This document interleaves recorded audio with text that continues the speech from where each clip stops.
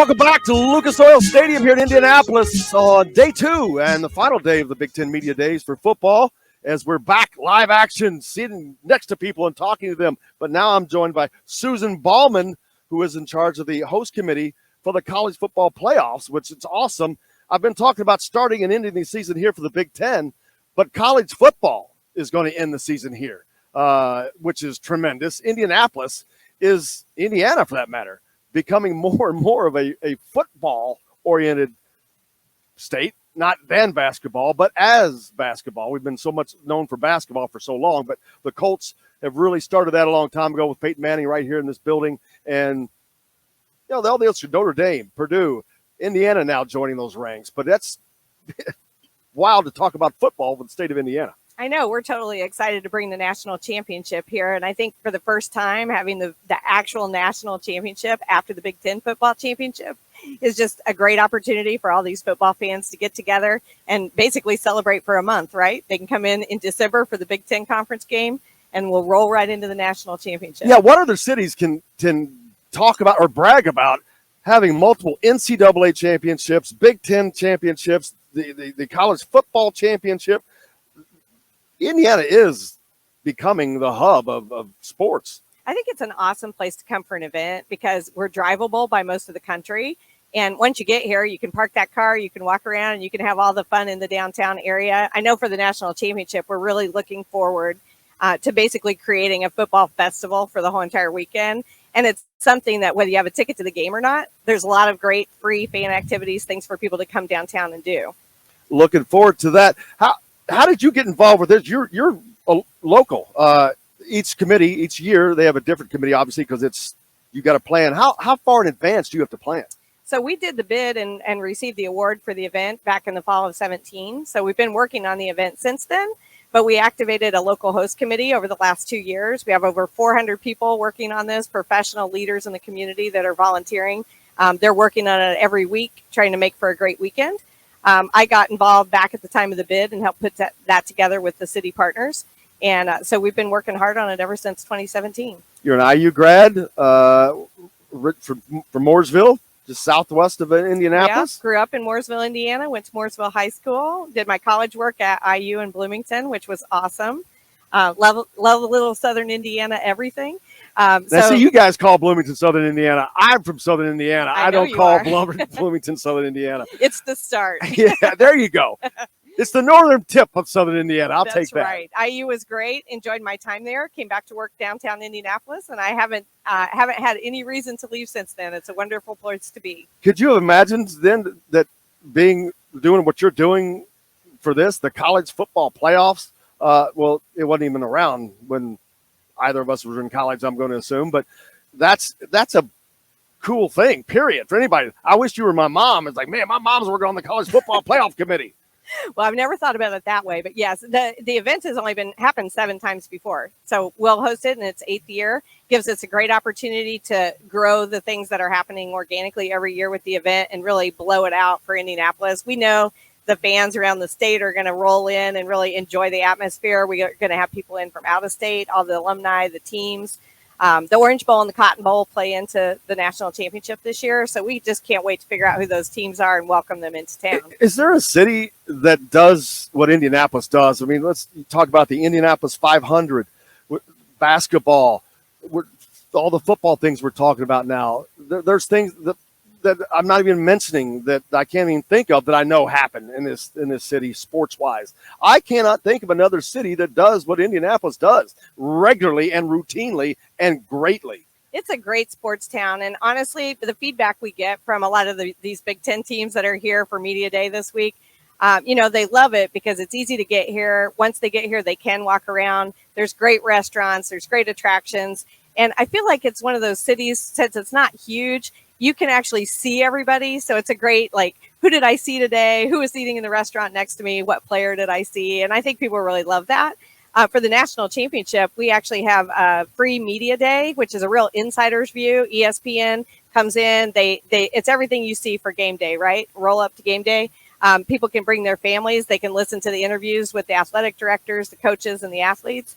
They get a free radio when they leave, and basically can cheer on their teams from the get-go. Now, where is that going to take place? That's going to take place in the convention center here, right along with the Fan Fest. And so they have a wonderful family-oriented Fan Fest for people to come to that will happen Saturday, Sunday, and Monday of championship weekend. So let's talk about everything that's going to go on with that from the start, because I know when you have a gigantic event like that, it starts before, and there are multiple events that lead up to it. What's the first thing that you guys have set up for the college football playoff? Yeah, the fan events are awesome. So on Saturday morning is this media day that I just mentioned. The Fan Fest, the Fan Central will happen all 3 days, Friday, Saturday, or Saturday, Sunday, Monday.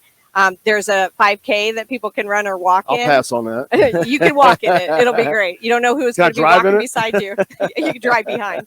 You'll be the pickup bus. We have that. We have free concerts Friday, Saturday, and Sunday. Who's in the concert? We can't tell yet. We'll find out in man. November, so we'll have to talk again. I'll tell you who it is in November. So that's going to be awesome. We're going to have a lot of other fan activities, and then on game day, Fan Central will be rolling, and we also have a big tailgate on our championship campus, which is basically our whole downtown. Where will it? Is there a center point?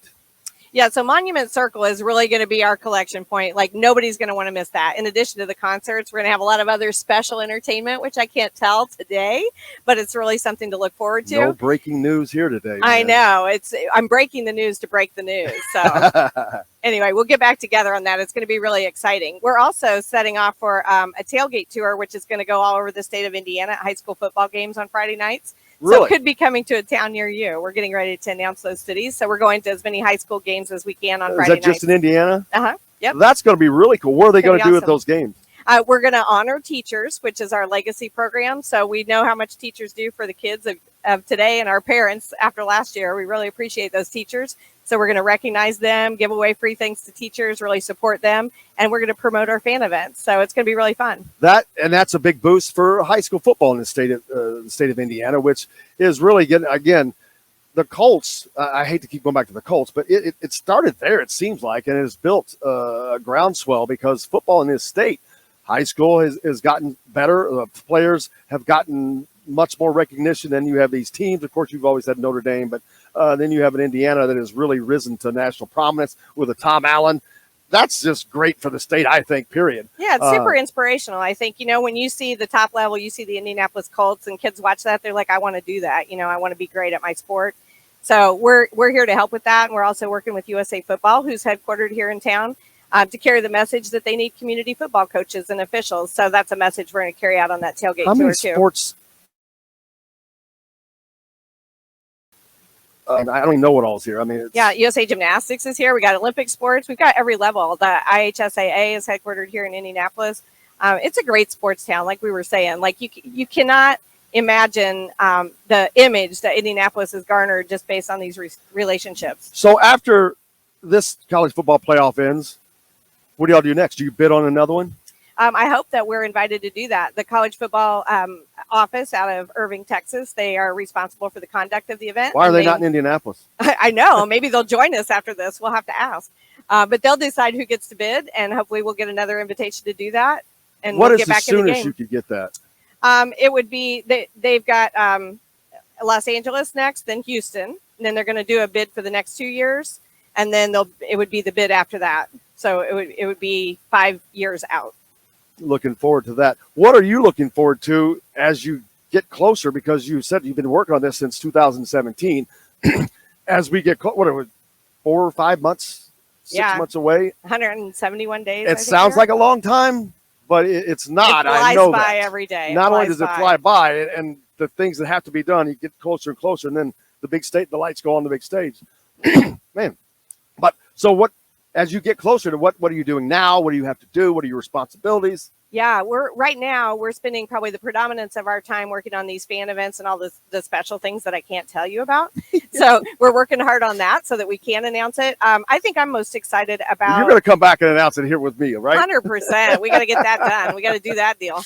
We're excited about bringing the fans back downtown. Honestly, people have had such a hard time with COVID. We hope things continue to be well with people and that they're able to come and feel comfortable coming. Right now, we're planning for a 100% capacity event if things stay well. And we want to see this be a big part of Indianapolis remaining like a focal point for our city and state and bring the fans back town and give them something great to celebrate. And I don't want to be biased, but Indianapolis is, I think it's the perfect size. It's a larger city, but it's not a big. It's not Houston. Yeah, there's enough things to do. You There's can't great go to places Houston eat. and I don't think you can have. Indianapolis is big enough, but not too big to where you can do just that. You can have a central area. Indy's built for this. It really is in the DNA of this city, and our forefathers who planned the city out, putting the stadium downtown and providing space for hotels and all these amenities. I mean, it's so smart. And everybody's continued to work together organizationally to make this a great place to do an event. We have great cooperation from the city and state government, which is not true everywhere. We have lots of great partner organizations like Visit Indy, Downtown Indy, Indiana Sports Corp that all come together along with IHSAA, the Colts, the Pacers. Our donor family in this town make it possible to have underwriting to be able to do all these things. And so it's an amazing place to live and work. And honestly, I'm so proud to not only live here, but to be able to show off the national championship because, like you say, it's not going to be the same in every city. And that's part of the fun for people who travel. But I think they're going to experience something they've never had on this, the 8th year of the national championship in Indianapolis, and they're going to have a different kind of fun than they've ever been able to have. So we're thrilled to be a part of like making it a unique experience. That's very Indy, you know, that's important.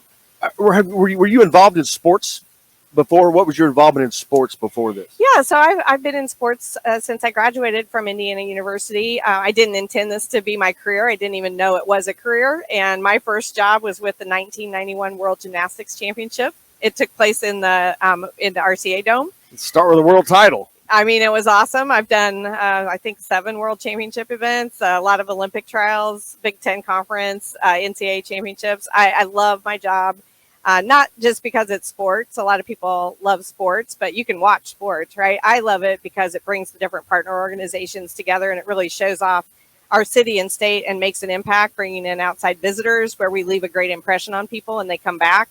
It's helped build the city, and I just feel like lucky to be a little tiny part of something that's bigger and good for so many people in the community. So it's been a great job. I've been lucky to be able to stay here and do it. And not exactly a tiny part of it. It's a big part, but it's just got to be an amazing for you to sit back and